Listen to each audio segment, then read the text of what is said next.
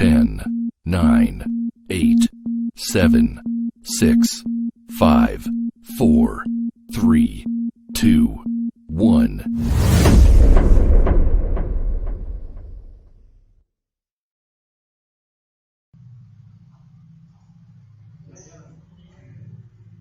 Bismillahirrahmanirrahim. Assalamualaikum warahmatullahi wabarakatuh. Pertama-tama kita menjadikan puji dan syukur kepada Allah Subhanahu wa taala atas nikmat dan kesempatan yang diberikan kepada kita sekalian sehingga di hari ini kita bisa dapat bersua walaupun melalui proses pembelajaran dari jarak jauh. Tak lupa salam dan salawat senantiasa kita sampaikan Nabi Muhammad SAW dengan kita mengucapkan salawat Allahumma shalli ala sayyidina Muhammad. Oke. Hari ini kita mencoba untuk bertatap muka lewat video ini. Saya akan menyampaikan mata kuliah kita, pembelajaran mata kuliah kita, yaitu mata kuliah komunikasi bisnis.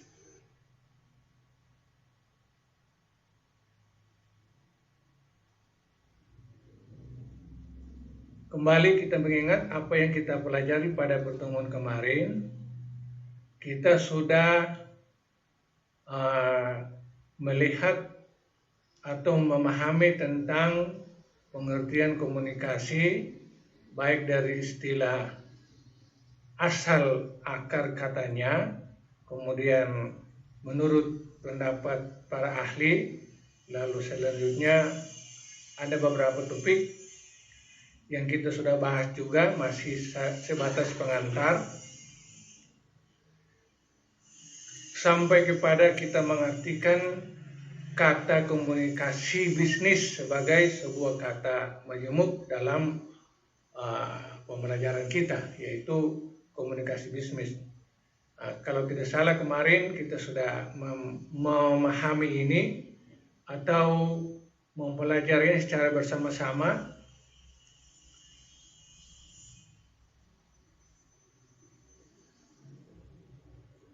Ya, pengertian komunikasi bisnis saya bisa mengulangi supaya dapat diingat, yaitu setiap komunikasi yang digunakan untuk membangun kerjasama, membangun sumber daya intelektual, komunikasi yang dilakukan dalam rangka mempromosikan gagasan-gagasan dalam berorganisasi. Juga komunikasi bisnis itu dilakukan dalam rangka pelayanan-pelayanan, baik pelayanan internal ataupun pelayanan dengan pihak luar. Komunikasi bisnis juga berguna dalam rangka memperkenalkan sekaligus mengembangkan sebuah gagasan terkait dengan organisasi, yang mana keseluruhan upaya-upaya terkait dengan komunikasi bisnis tadi dengan sasaran adalah dalam rangka menciptakan nilai bagi bisnis yang dijalankan oleh manusia. Ini saya kira saya hanya mengulangi saja apa yang telah kita sampaikan, kita bahas pada pertemuan kemarin. Kemudian ada pengertian lain lagi atau tambahan pemahaman lagi terkait dengan kata komunikasi bisnis, yaitu proses pertukaran pesan atau informasi untuk mencapai efektivitas dan efisiensi produk kerja di dalam struktur dan sistem organisasi. Nah, ini sekedar untuk menambah pemahaman di atas lebih eksplisit kepada faktor-faktor yang terkait dengan menggunakan komunikasi untuk pengembangan atau membangun berbagai aspek itu dengan tujuannya dalam menciptakan nilai bagi perusahaan. Nah, pada penjelasan atau uraian di bawah ini lebih kepada mengarahkan atau memahamkan kita bahwa komunikasi yang dijalankan dalam sebuah organisasi sebagai faktor yang sangat penting itu bertujuan dalam rangka menciptakan efektivitas dan efisiensi produk dalam sebuah perusahaan itu. Nah, dalam sebuah perusahaan tentunya kita sudah bahas juga kemarin Tentunya yang dibicarakan adalah komunikasi yang ada di dalam struktur organisasi itu, komunikasi dari atas ke bawah, ke samping dan seterusnya. Saya pikir itu nanti pembahasannya pada topik yang lain pada suatu pertemuan nanti, yaitu komunikasi yang dijalankan atau dilaksanakan atau di komunikasi yang ada di dalam struktur organisasi sesuai dengan struktur daripada tiap-tiap organisasi. Nah, ini sekedar untuk mengingat kembali apa yang telah kita pelajari kemarin. Kemudian sekarang topik baru yaitu kita bahas tentang tujuan komunikasi. Maaf, ini alat-alat ini apa adanya. Alat-alat yang saya pakai untuk proses belajar ini ya akal-akalan saja. Tujuan komunikasi dalam hal ini komunikasi apakah? Komunikasi di dalam sebuah organisasi yang nanti kita sebut dengan istilah komunikasi internal ataupun komunikasi eksternal. Artian komunikasi eksternal adalah komunikasi dengan organisasi dengan pihak-pihak luar. Ataupun secara umum, secara teoritis, bahwa tujuan daripada komunikasi itu pada dasarnya adalah dalam rangka satu, melakukan perubahan sikap atau attitude change. Nah,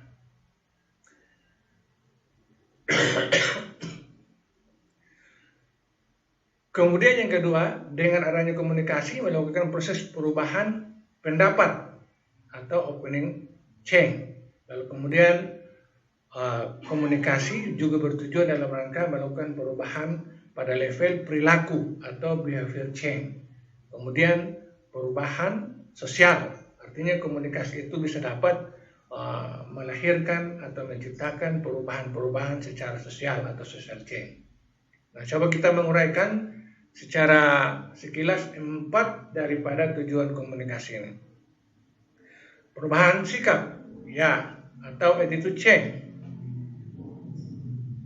Dengan adanya komunikasi yang dibangun antar orang perorangan, antar orang dengan kelompok, kelompok dengan kelompok, atau antar orang dengan khalayak atau massa ataupun publik, sesungguhnya salah satu tujuan komunikasi doang itu dalam rangka perubahan sikap. Maksudnya, misalnya orang-orang kita mengajak untuk melakukan komunikasi itu, baik satu orang, dua orang berkelompok, massa atau khalayak atau publik, mereka tadinya tidak memiliki satu sikap, tidak punya satu sikap sebagaimana yang kita harapkan, tetapi ketika kita melakukan proses komunikasi dengan lawan-lawan komunikasi kita atau istilahnya komunikan kita, harapan daripada pesan-pesan yang kita sampaikan itu adalah dalam rangka menciptakan perubahan dalam hal mereka bersikap. Misalnya seorang guru menyampaikan pesan-pesan kepada muridnya, di mana pesan-pesan itu berupa misalnya perintah untuk melakukan sebuah gerakan, perintah untuk menaati aturan, perintah untuk berbagai macam hal. Ketika pesan itu sampai kepada murid, lalu murid menuruti apa yang dipesankan oleh gurunya dalam komunikasinya itu, tentunya sudah tercapai tujuan daripada komunikasi itu. Atau dalam contoh lain, misalnya dalam hal bisnis, ada seorang sales berupaya untuk bagaimana calon pembelinya bersikap sesuai dengan keinginan sales itu, tentunya dia menyampaikan pesan-pesan tentang produk dia, produk baik jasa ataupun barang kepada calon pelanggannya itu dengan menjelaskan seluruh keistimewaan, menjelaskan seluruh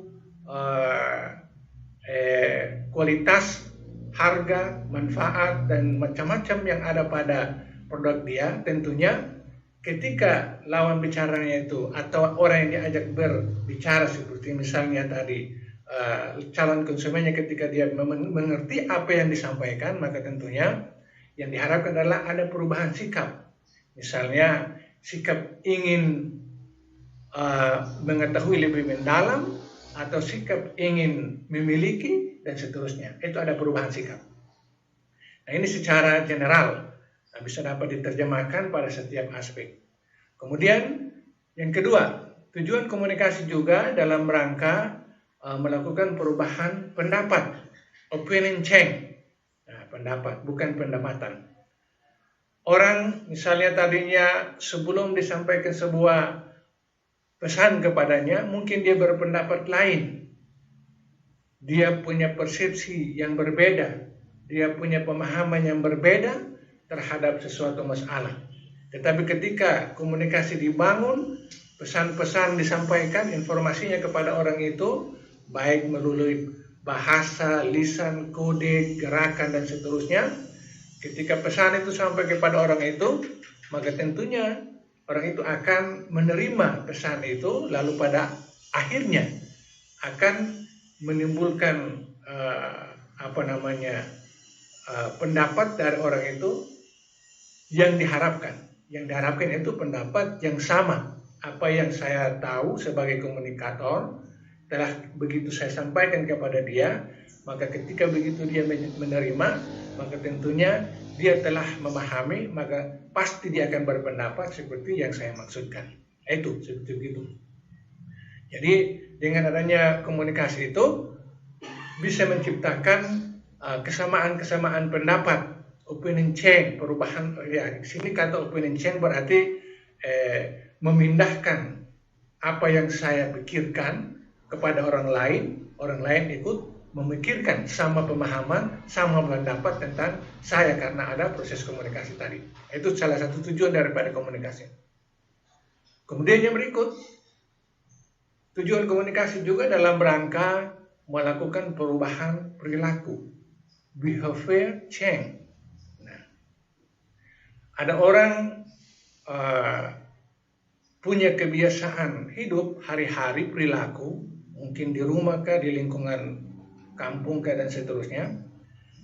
Ketika dia ada pada komunitas yang lain yang berbeda, misalnya dia bergabung ke organisasi mencari keuntungan atau organisasi non-laba, nirlaba, maka tentunya mereka dituntut untuk mereka punya perilaku itu sama dengan komunitas yang mereka bergabung ke situ. Nah, bagaimana cara untuk mereka berperilaku seperti yang ada pada yang diinginkan di dalam sebuah organisasi itu? Tentunya salah satu faktor yang dibutuhkan adalah proses komunikasi.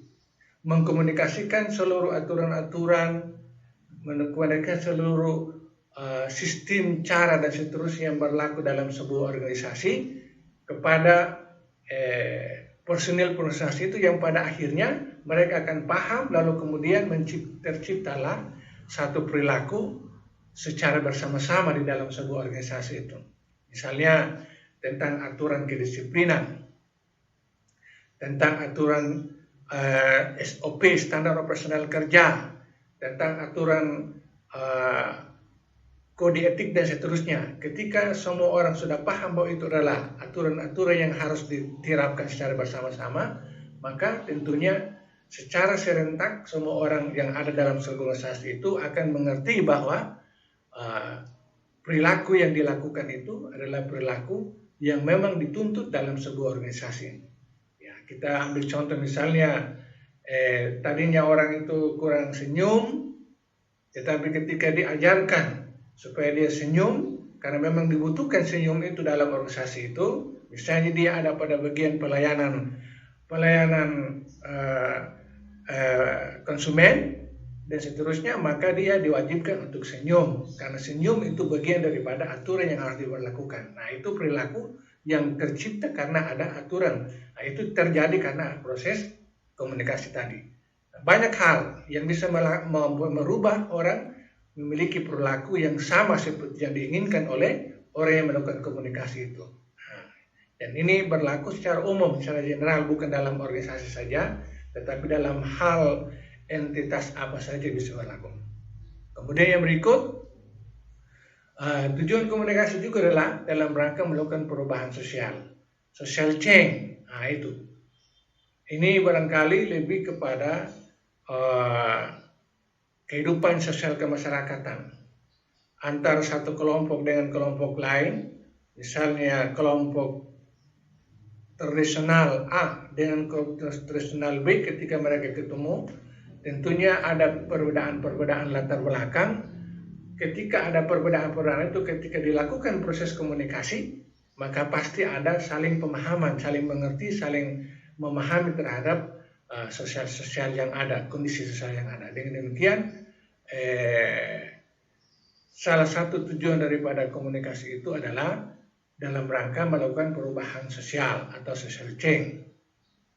Sebetulnya penjelasan ini panjang lebar, tapi saya mencoba untuk mempersingkat saja apa adanya karena berbagai faktor yang tidak memungkinkan, seperti misalnya faktor teknis, peralatan-peralatan atau tools yang kita gunakan tidak mendukung. Berbeda kalau kita menjelaskan di kelas secara manual, pasti banyak sekali contoh ataupun cerita-cerita yang terkait dengan ini sehingga bisa dapat dipahami. Nah, kira-kira seperti itu. Ini judul tujuan komunikasi. Intinya adalah dengan adanya komunikasi, itu orang bisa melakukan perubahan sikap. Yang tadinya dia sikap berbeda dengan kita, ketika kita melakukan komunikasi, maka sikap dia menyesuaikan dengan kita. Kemudian perubahan pendapat, ketika dia tadinya berpendapat beda, ketika kita melakukan komunikasi dengan dia atau siapapun, maka tentunya akan ada perubahan di sana, ada perubahan pendapat, opinion change. Opinion change itu memang memiliki makna bahwa kita mentransfer apa yang kita tahu kepada orang itu, sehingga sama-sama memiliki pendapat yang serupa, yang sama juga. Kemudian yang berikut adalah perubahan perilaku tadi.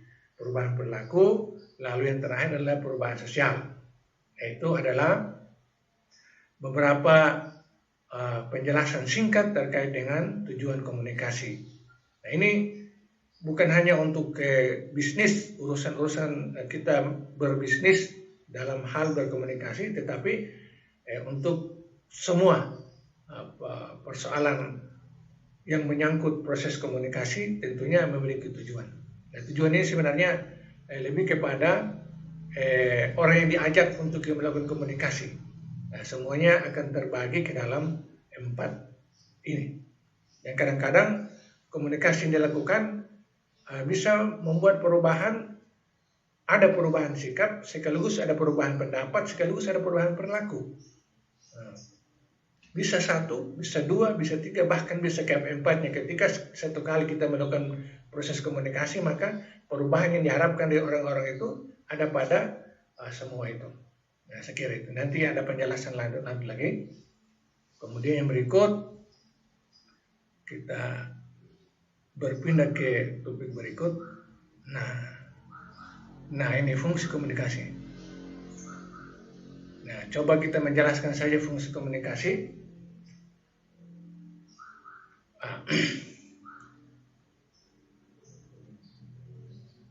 Ada fungsi komunikasi.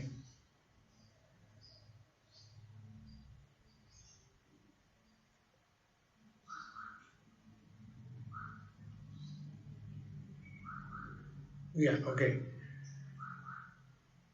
Komunikasi apapun yang dibangunkan tentunya ada fungsi-fungsinya. Dan kalau yang tadi tujuan komunikasi itu lebih kepada orang yang diajak untuk melakukan komunikasi.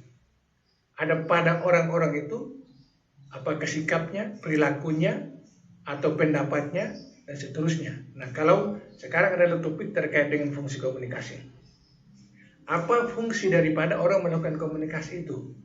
Nah, jadi bisa dibedakan tujuan komunikasi dan fungsi komunikasi. Tujuan komunikasi itu lebih kepada apa yang nanti diharapkan oleh komunikan kita atau orang yang kita ajak berkomunikasi itu. Sementara fungsi komunikasi adalah muatan komunikasi itu sendiri. Istilahnya pesan-pesan yang disampaikan itu apa sebenarnya?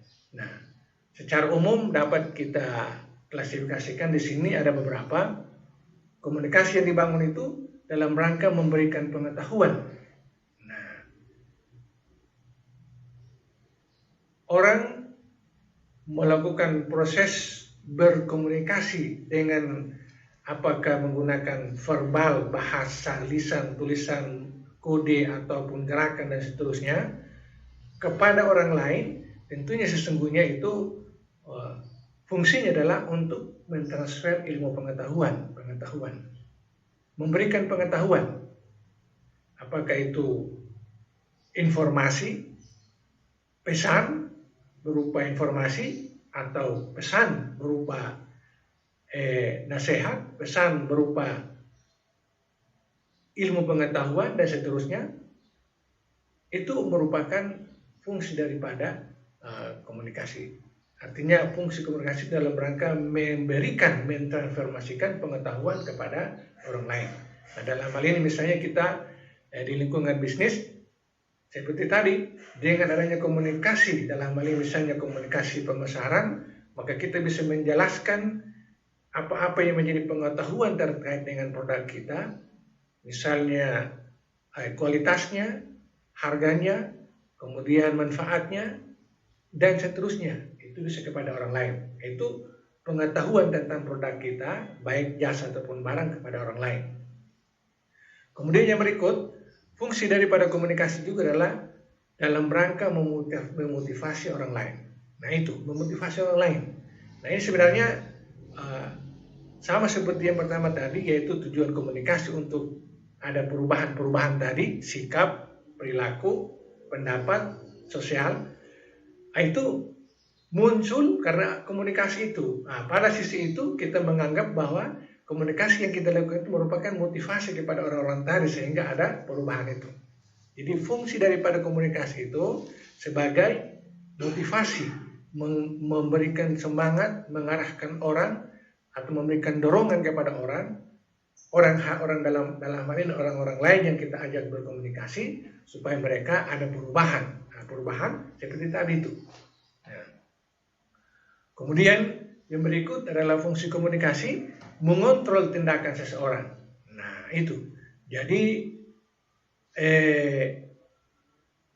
kita membangun komunikasi dengan komunikan kita, selain berfungsi untuk memberikan pengetahuan, memotivasi orang lain, itu juga berguna untuk dalam rangka mengontrol tindak tanduk seseorang,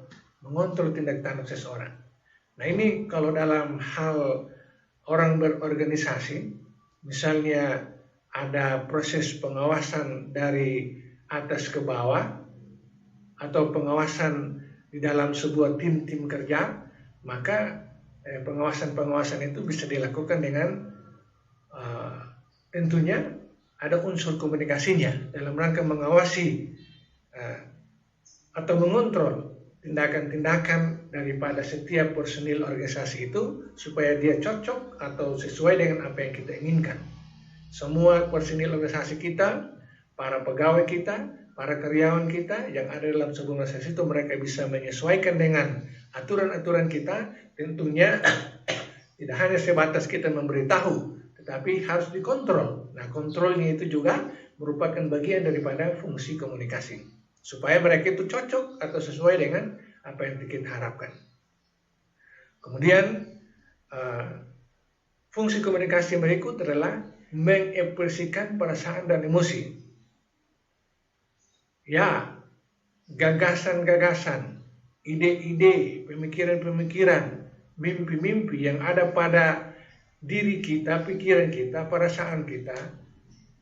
Bagaimana cara untuk orang lain ikut mengetahui tentang perasaan kita, emosi kita, dan seterusnya? Tentunya hanya dengan cara kita mengkomunikasikan kepada orang lain. Perasaan kita, perasaan senang, perasaan gembira, perasaan macam-macam. Emosi bisa emosi itu macam-macam. Ada emosi yang positif, ada emosi yang negatif, dan seterusnya.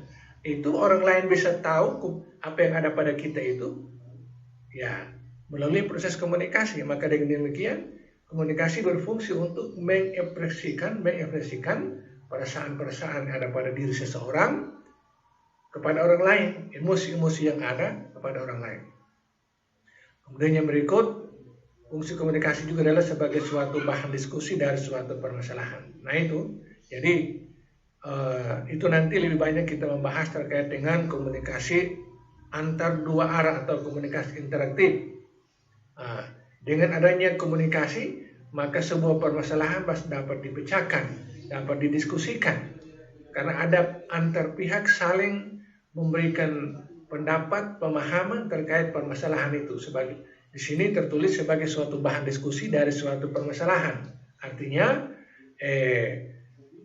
dengan adanya komunikasi itu, maka permasalahan-permasalahan yang timbul di antara misalnya dalam organisasi itu bisa dapat dipecahkan dengan cara didiskusikan. Nah, proses diskusi itu sendiri merupakan komunikasi, di mana diskusi itu berperan untuk memecahkan problematika atau persoalan-persoalan yang dihadapi dalam sebuah organisasi. Kemudian lanjut, ya, fungsi yang kelima atau keenam, yaitu komunikasi berfungsi untuk memberikan hiburan.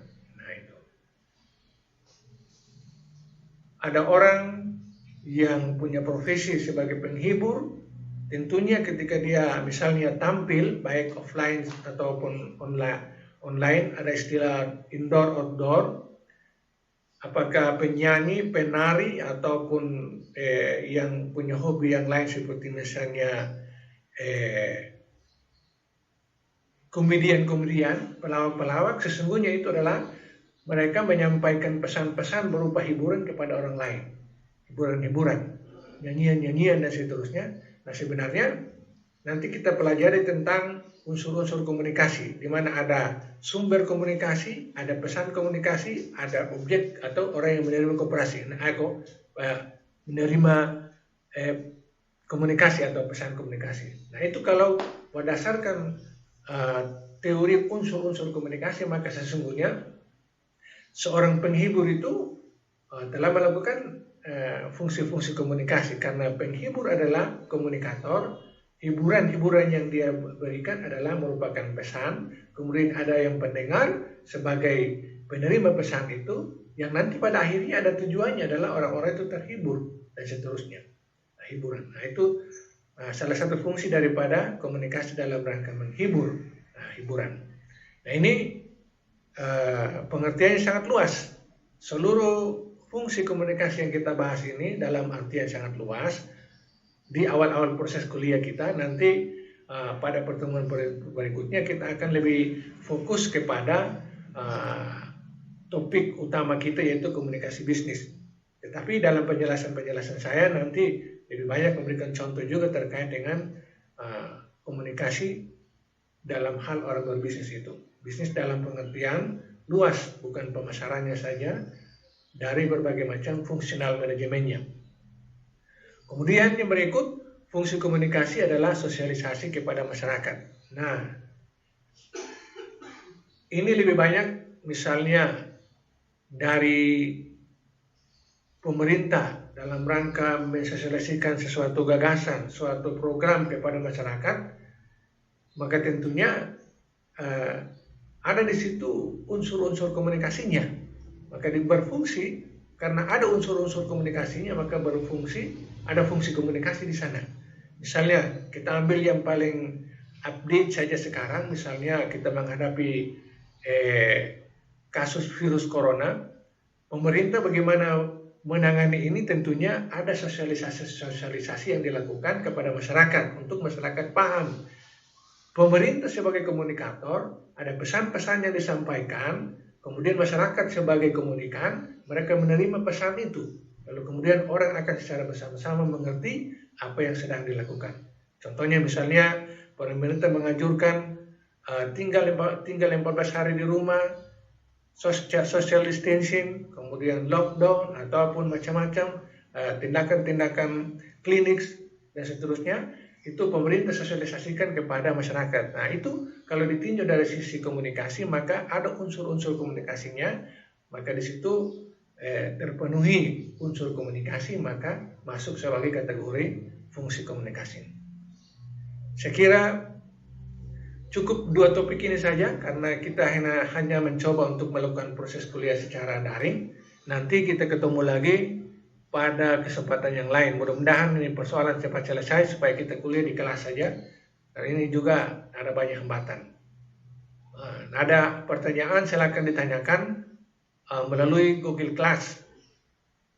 Nanti saya menjawab melalui Google Class.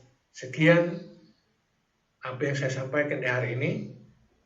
Mudah-mudahan Mas sudah mengerti, dan ini merupakan percobaan awal. Saya tutup dengan mengucapkan banyak terima kasih. Wabillahi taufiq wal hidayah. Wassalamualaikum warahmatullahi wabarakatuh.